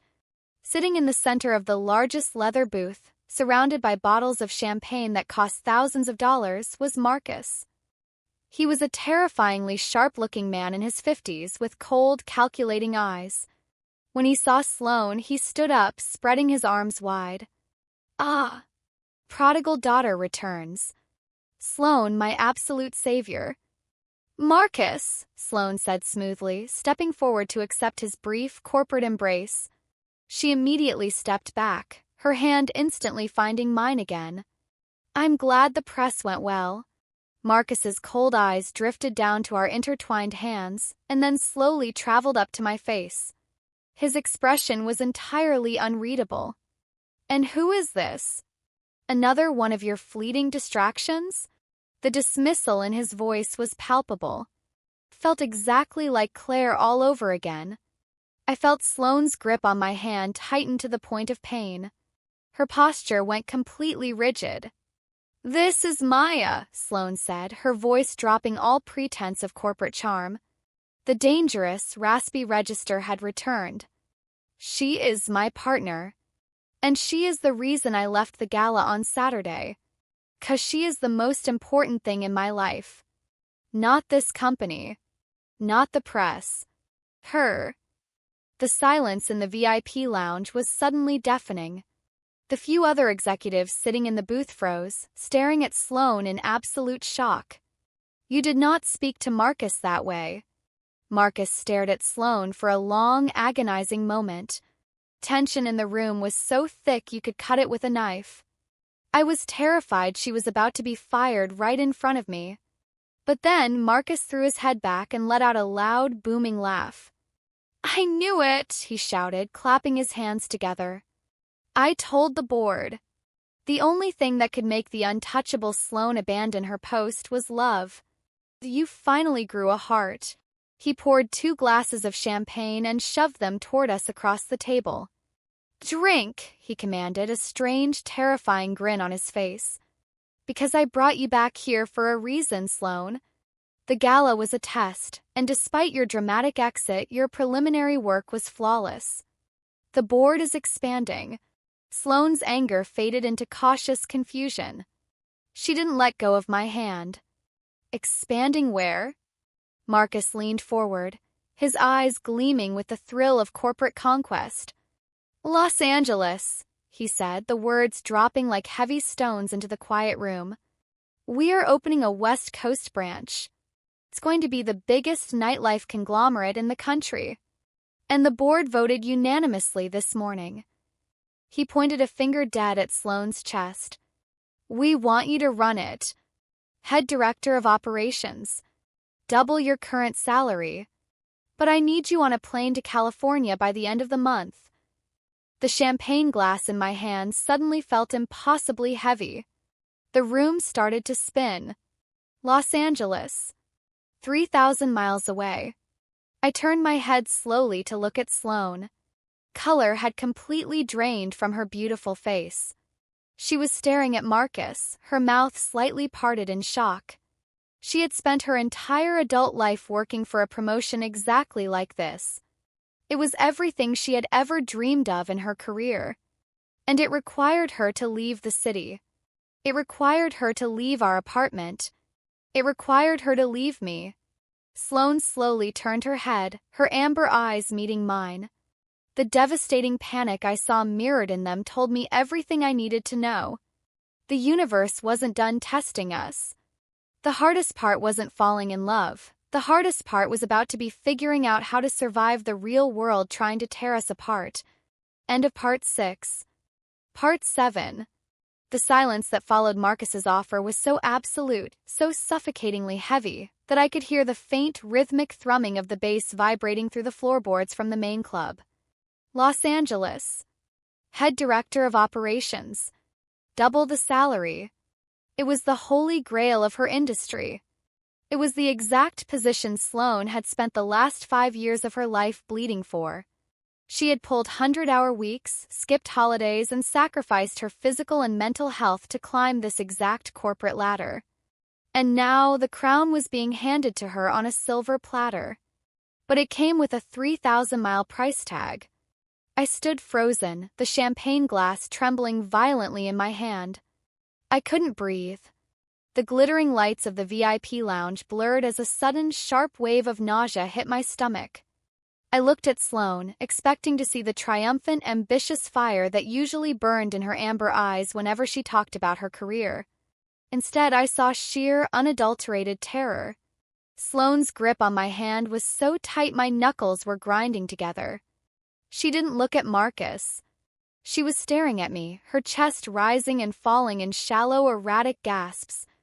I could practically see the frantic calculations tearing her mind apart in real time. "Well," Marcus boomed, completely oblivious to the catastrophic emotional earthquake he had just triggered. He leaned back against the plush velvet booth, sipping his champagne with a smug, expectant grin. "I need an answer, Sloane. The board wants to announce it on Monday." Sloane finally tore her eyes away from me. She looked at Marcus, her jaw locking into a sharp, unyielding line. Terrified woman vanished, replaced instantly by the icy, impenetrable professional. "No," Sloane said. Her voice was quiet, but it hit the room with the force of a bomb. Marcus lowered his glass, his smug grin completely evaporating. The other executives in the booth stopped talking. "Excuse me." "I said no, Marcus," Sloane repeated, her voice steady and completely devoid of emotion. "I am not moving to Los Angeles. I decline the offer." "Sloane, what are you doing?" I whispered frantically, my voice cracking. I tried to pull my hand away from hers, a sudden wave of panic washing over me. She couldn't do this. She couldn't throw away her entire life's work right here in this booth. "You can't just—" "Maya, stop," Sloane cut me off, her tone gentle but fiercely absolute. She didn't let go of my hand, she pulled me closer to her side. Marcus stood up, his face flushing with a dangerous shade of crimson. "Are you out of your mind? This isn't a suggestion, Sloane. This is the pinnacle of your career. You are going to throw away a directorship for what? A domestic fantasy?" He gestured vaguely toward me, his lip curling in disgust. "You're going to stay in this city and play house while someone else takes your empire?" "My empire isn't in a boardroom in California," Sloane shot back, her amber eyes blazing with a protective, furious fire. "My life is here. I have spent 5 years giving this company my blood, my sweat, and my sanity. I have nothing left to prove to you. Keep your promotion." She didn't wait for Marcus to explode. She didn't wait for the executives to start whispering. Sloane turned on her heel, her grip on my hand ironclad, and dragged me out of the VIP lounge. We tore through the crowded, neon-lit club like a hurricane. The music, the flashing lights, the suffocating heat of the dancing bodies, none of it registered. My mind was completely blank, entirely consumed by the shocking, terrifying magnitude of what had just happened. We burst through the heavy front doors and spilled out onto the cool, quiet pavement of the city street. Crisp night air hit my face, and suddenly I could breathe again. Sloane immediately dropped my hand. She turned away from me, pacing frantically down the sidewalk, running both of her hands through her perfectly styled hair until it was a wild, chaotic mess. She was breathing heavily, her chest heaving as the adrenaline of her confrontation with Marcus began to wear off. "Sloane!" I gasped, my voice trembling as I took a tentative step toward her. "Sloane, what did you just do?" She stopped pacing and spun around to face me. Her eyes were bright, wide, and entirely desperate. "I chose you. I did exactly what I promised I would do. I chose us. By throwing away your dream job?" I yelled, the shock finally giving way to a sudden, overwhelming surge of anger and guilt. I threw my hands up in the air. "Are you insane? You have talked about running a West Coast division since the day we met. You have literally cried from exhaustion working toward that exact desk, and you just threw it back in his face without even thinking for a single second." "Because there was nothing to think about," she shouted back, stepping into my space, her hands flying out to grip my shoulders. "I don't want Los Angeles without you, Maya. I don't want a massive office or a doubled salary if it means I have to wake up in an empty bed 3,000 miles away from the only person who actually makes me feel alive. Then you ask me to come with you." I cried out, the tears finally breaking free, spilling hot and fast down my cheeks. The words echoed into the quiet city street. Sloane froze, her hands gripping my blazer, her breath hitching in her throat. "I can't just pack up my life in 3 weeks," I sobbed, my voice breaking completely. My freelance clients are here. My entire network is here. My life is here. But you didn't even ask me. You didn't even give us a chance to figure it out. You just blew up your own career to protect me, and now I am the reason you don't get everything you've ever wanted." Sloane's expression shattered. The fierce, protective anger vanished, replaced by an agonizing vulnerability. She pulled me into her chest, wrapping her arms around me so tightly it hurt, burying her face in the crook of my neck. "You are everything I've ever wanted," she whispered fiercely, her voice thick with unshed tears. "Maya, please. Please don't do this. Don't make me feel guilty for choosing the woman I love over a corporate title. The job doesn't matter. You matter." I stood there on the pavement, enveloped in her expensive bergamot perfume and her desperate embrace, but the cold, heavy rock in my stomach didn't go away. It only grew heavier. Cab ride back to our apartment was entirely silent. Sloane kept my hand securely in hers, resting on her knee, her thumb drawing slow, rhythmic circles against my skin. It was meant to be comforting, a silent reassurance that we were a team. But all I could feel was the invisible, crushing weight of the sacrifice she had just made for me. For the next 3 days, the apartment felt like a ticking time bomb. We tried to pretend everything was normal. We made coffee. We watched movies on the couch. We slept tangled together in her massive bed. But the ghost of Los Angeles haunted every single room. Sloane was on edge. She was checking her phone obsessively, taking hushed, aggressive phone calls on the balcony while I was trying to work in the living room. She told me she was just handling the fallout of rejecting the offer, smoothing things over with the board so she could keep her current position. She smiled, kissed my forehead, and told me not to worry. But I was terrified. Claire's warning kept replaying in my head on a toxic, endless loop. She'll get bored, she'll pull away, and she will break your heart without even realizing she's doing it. She's a beautifully wrapped disaster. What happens when the honeymoon phase ends? What happens in 6 months or a year when she is exhausted, overworked, and staring at the same city skyline, knowing she gave up a kingdom just to stay in a 2-bedroom apartment with me? The resentment would be slow, quiet, and entirely fatal. It would poison our relationship from the inside out. The breaking point arrived on Tuesday afternoon. I had just finished a client meeting on Zoom and walked into the kitchen to grab a glass of water. The balcony door was cracked open. Sloane was outside, leaning against the railing, the phone pressed tightly to her ear. She was speaking in a hushed, strained voice, but the city breeze carried her words directly to me. "I know, Sarah, I know," Sloane was saying, sounding more exhausted than I had ever heard her. "It's career suicide. Marcus is already threatening to demote me to regional events if I don't reconsider by Friday. He's furious." There was a pause as her friend spoke on the other end. Sloane rubbed her temples aggressively. "Of course I want the job," Sloane's voice cracked, dropping into an agonized whisper. "God, Sarah, I want it so badly it makes me physically sick. It's everything I've worked for. But if I take it, I lose Maya. She can't uproot her freelance business in 3 weeks to follow me across the country, and I absolutely cannot do long distance. I would rather lose the job than lose her." I stood frozen in the kitchen, the glass slipping from my numb fingers. It shattered against the hardwood floor with a sharp, violent crash, sending shards of glass flying across the tiles. Sloane whipped around, her eyes widening in horror through the glass of the balcony door. She ended the call instantly, throwing the door open and rushing inside. "Maya! Don't move, you're barefoot," she ordered, immediately dropping to her knees to start sweeping the broken glass into a pile with her bare hands. "Are you okay? Did it cut you?" I looked down at her. I looked at this brilliant, beautiful, terrifyingly capable woman who was currently on her knees, cutting her own hands on broken glass just to keep me safe. It hit me then with absolute devastating clarity. She loved me too much. She loved me so fiercely and so irrationally that she was willing to set her own dreams on fire just to keep me warm. And because I loved her exactly the same way, I knew what I had to do. I couldn't let her burn down her future. I couldn't be the anchor that drowned her.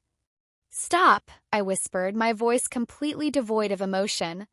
Sloane paused, a piece of jagged glass held between her fingers. She looked up at me, sensing the catastrophic shift in the atmosphere. "Maya? What's wrong?" "You have to go to Los Angeles," I said. Sloane slowly stood up, carefully setting the glass down on the counter. She wiped her hands on her trousers, her jaw setting into that stubborn, defensive line. "We already talked about this." "I'm not going." "Yes, you are." I stepped back, wrapping my arms around my chest to keep myself from physically falling apart. Tears were already burning in my eyes, but I forced my voice to stay level. "You are going to call Marcus right now, and you are going to tell him you accept the directorship." "Maya, no!" Sloane stepped toward me, her amber eyes filling with a desperate, panicked light. She reached for me, but I took another step back, putting the kitchen island between us. "Don't do this. Please don't push me away. I told you I am choosing us. And I am choosing you," I yelled, a sob finally breaking through my throat. I grabbed the edge of the marble counter to keep myself upright. "Don't you see, Sloane? If you stay here for me, you are going to resent me. Maybe not today, maybe not in a month, but eventually you will look at me and you will see the reason you didn't get your dream.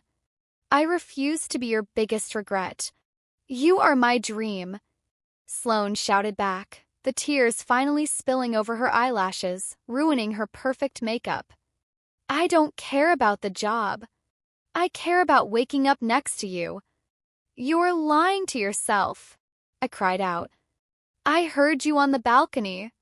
You said you want it so badly it makes you sick. I am not going to let you throw away 5 years of your life for a relationship that is barely a week old, Sloane. It's not fair to you, and it's not fair to me." Sloane stood frozen, her chest heaving as the words struck her like physical blows.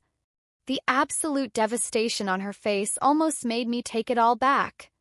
It almost made me run to her, wrap my arms around her, and selfishly beg her to stay. "So what?" Sloane whispered, her voice completely broken. "You're just giving up on us? After everything we just went through?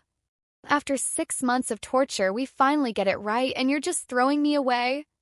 "I am saving you," I sobbed, the pain in my chest so sharp I thought my heart might actually be tearing in half. "I love you too much to let you stay." I couldn't look at her anymore. If I looked at her for one more second, my resolve would shatter completely. I turned around, practically running down the hallway to our bedroom. I grabbed the suitcase I had brought with me on moving day, the one I had dropped on my foot 6 months ago, and threw it onto the bed. Sloane appeared in the doorway, her face pale and streaked with tears. She looked completely hollowed out. "Maya, please," she begged, her voice dropping into a desperate, broken whisper. "Please don't pack your bags. We can figure this out. I'll commute.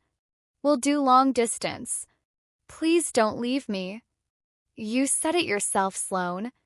You can't do long distance," I said blindly, throwing my sweaters into the suitcase, completely unable to see through my own tears.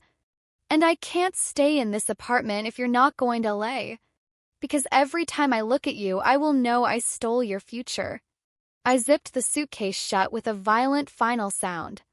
I walked toward the door. Sloane didn't move. She stood in the frame, blocking my path, her amber eyes begging me to change my mind. I reached up, gently placing my trembling hand against her cheek. I wiped away a tear with my thumb, committing the exact warmth of her skin to memory. "Call Marcus," I whispered, leaning in to press one final agonizingly soft kiss to her trembling lips. "Go be the queen of the West Coast. I am so incredibly proud of you." I slipped past her, the heavy wheels of my suitcase dragging across the hardwood floor. I didn't look back as I walked out the front door, pulling it shut behind me. Click of the lock sounded exactly like a heartbreaking. End of Part 7. Part 8. 3 weeks. 21 days. 504 agonizing, suffocating hours since I had dragged my suitcase out of the only place that had ever truly felt like home. I had managed to find a tiny, terrible sublet on the opposite side of the city. It was a cramped studio apartment with awful fluorescent lighting, paper-thin walls, and absolutely zero exposed brick. It was the physical manifestation of my current emotional state, cold, empty, and entirely depressing. I threw myself into my freelance graphic design work with a manic, self-destructive intensity. I took on twice as many clients, staring at my glowing monitors until my eyes burned and my vision blurred, just to keep my mind occupied. 'Cause the second I stopped working, the memories would flood in. I would smell the phantom scent of bergamot. I would reach out in my sleep, my hand brushing against the cold, empty mattress instead of warm skin. I would hear a laugh on the street that sounded just a fraction like hers, and my chest would instantly cave in, leaving me gasping for air on the sidewalk. I had broken my own heart to save her future. I had done the right thing.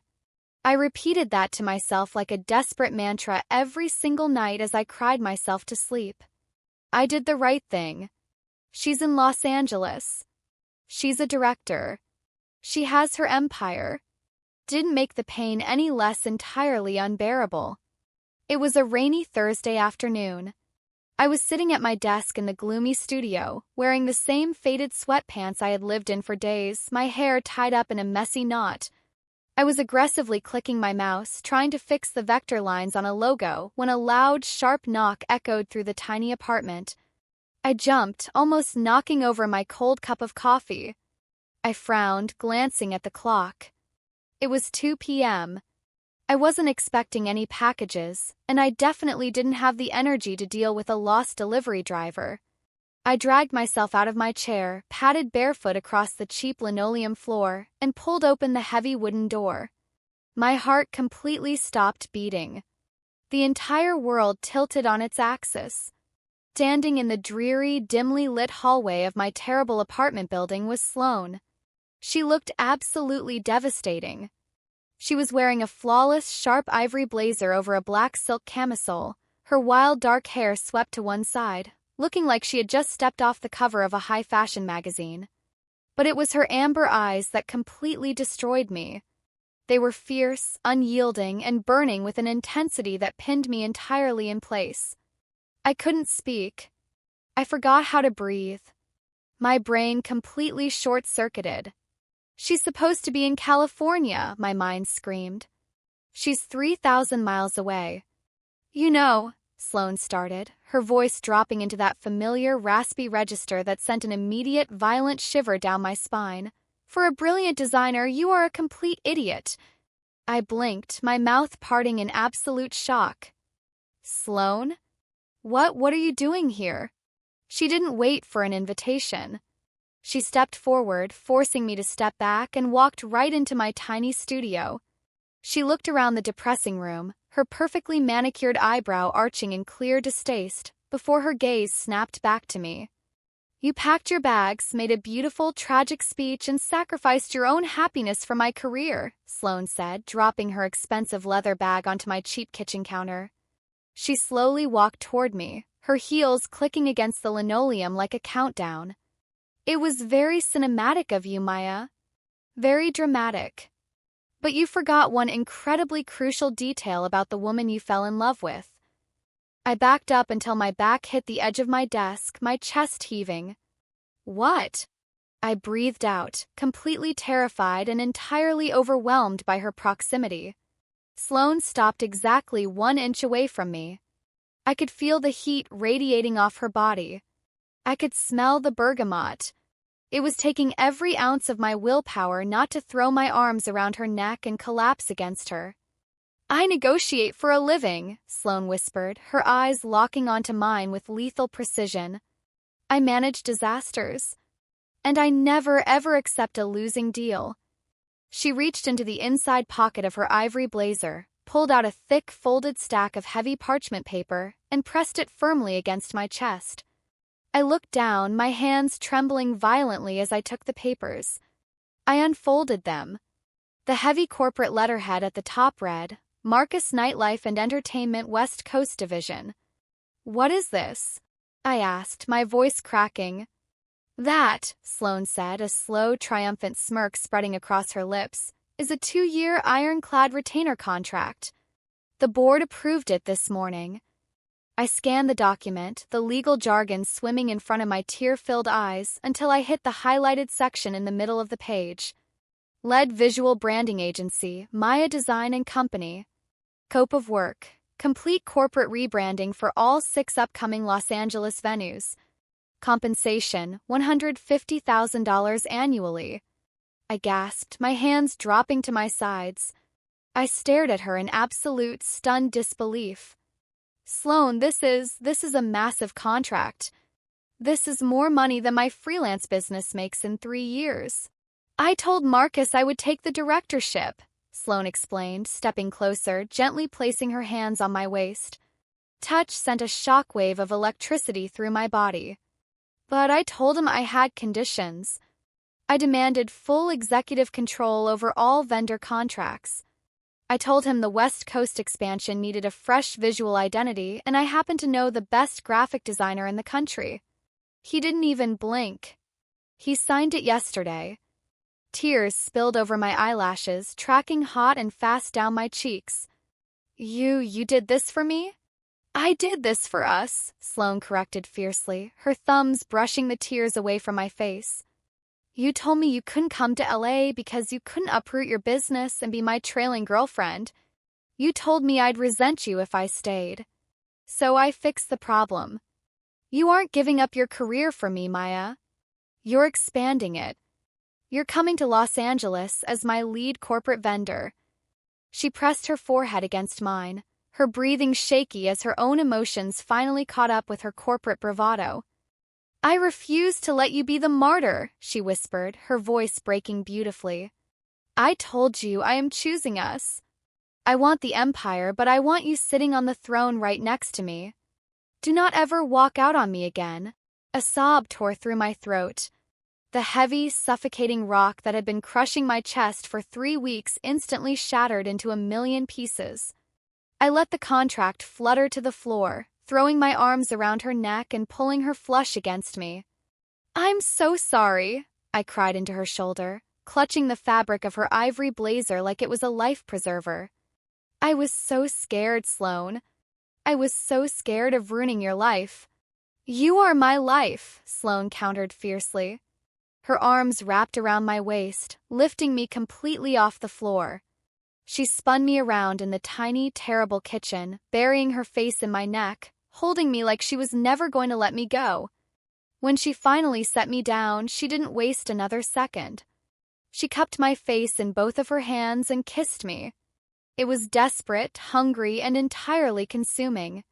It was the taste of forgiveness, of overwhelming relief, and of a promise finally fulfilled. I kissed her back with everything I had, pouring 3 weeks of agony and infinite love into her mouth until we were both completely breathless. So, Sloane murmured against my lips, her hands sliding down to rest securely on my hips. She flashed me that devastating, brilliant smile that had made me fall in love with her on day 1. How fast can you pack? Because our flight to LA leaves on Sunday, and I have a ridiculous penthouse apartment waiting for us in West Hollywood. I laughed, a wet, ecstatic sound that filled the depressing studio with pure joy. I can be packed in 10 minutes. 3 months later, I woke up to the sound of crashing waves. I opened my eyes, blinking against the bright golden California sunlight streaming through the massive floor-to-ceiling windows of our new bedroom. Outside, the Pacific Ocean stretched out endlessly, glittering under the morning sky.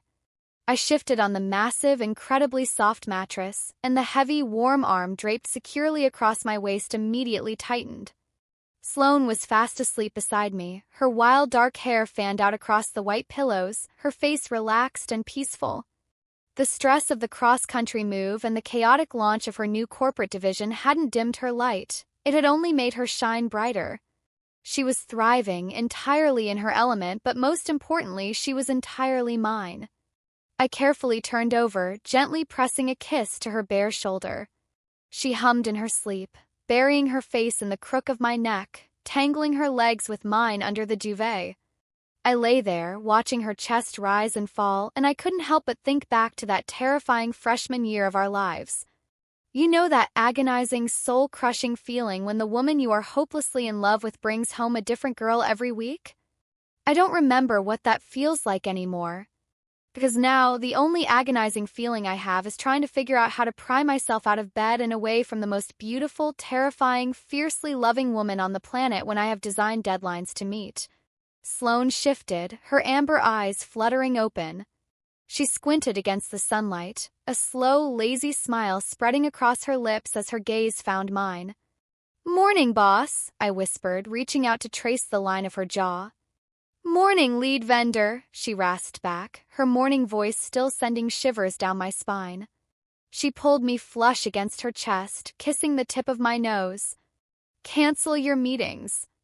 We're staying in bed today."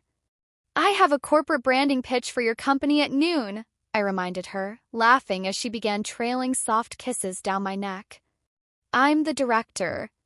"I'm authorizing a company holiday," she murmured against my skin. I closed my eyes, completely melting into her touch. "They say you shouldn't fall in love with your roommate.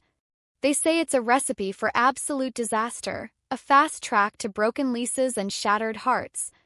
And maybe they're right. Maybe it is a disaster waiting to happen. But when it goes right, when you finally stop suffering in silence, tear down the walls, and jump off the cliff together, you get to wake up every single morning holding the absolute best thing that has ever happened to you. And trust me, that is worth every single second of the beautiful nightmare it took to get here." End of story.